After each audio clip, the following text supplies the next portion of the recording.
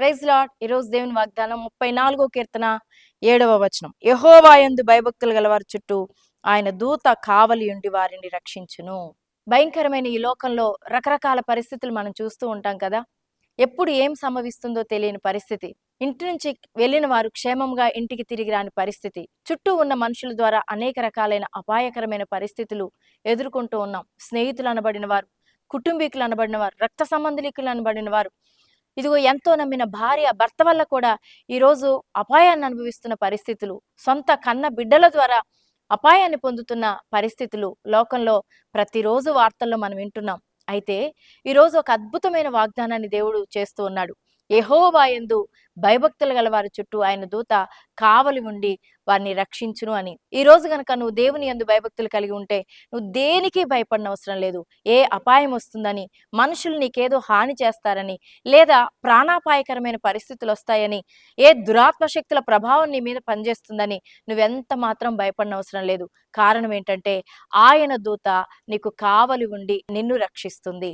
నీకొక దూతను కావలి ఉంచుతున్నాడు. నిజమే, పాత నిబంధన గ్రంథంలో చూస్తే ఒక సైన్య సమూహాన్నే తన దైవ సేవకుడి చుట్టూ కూడా ఉంచినట్లుగా చూస్తాం. ఎలీషా చుట్టూ మరి సిరియన్లు గుంపులు గుంపులుగా రథాలతో వచ్చి ఆయన చుట్టుముట్టడానికి చూసినప్పుడు అంతకంటే గొప్ప సైన్యము, దేవుని యొక్క దూతల సముదాయము వారి చుట్టూ కూడా కావలి కాస్తూ ఉండడం ఆ ఎలీషా యొక్క పనివాడు చూశాడు.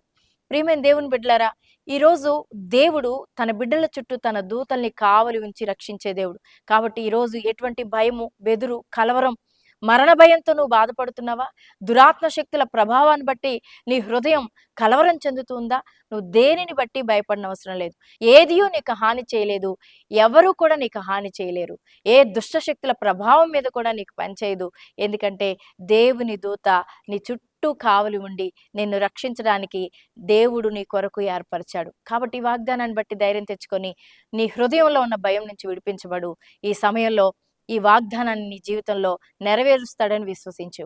ప్రార్థన. పరిశుద్ధుడా, ప్రేమ కలిగిన మా తండ్రి, కృప కలిగిన మా దేవా, నీకు వందనాలు, స్తోత్రాలు చెల్లిస్తున్నాం. ఈ సమయంలో ఎంతమంది భయంతో, కలవరంతో, ప్రభా వణుకుతో నాయన ఉన్నారో ప్రభా, వారందరినీ కూడా మీరు జ్ఞాపకం చేసుకోండి. మీ దూతను కావలి ఉంచి వారిని రక్షిస్తానని వాగ్దానం చేశారు. అటువంటి రక్షణతో వారందరినీ నింపి దీవించమని యేసు నామములో ప్రార్థిస్తున్నాను తండ్రి. ఆమేన్.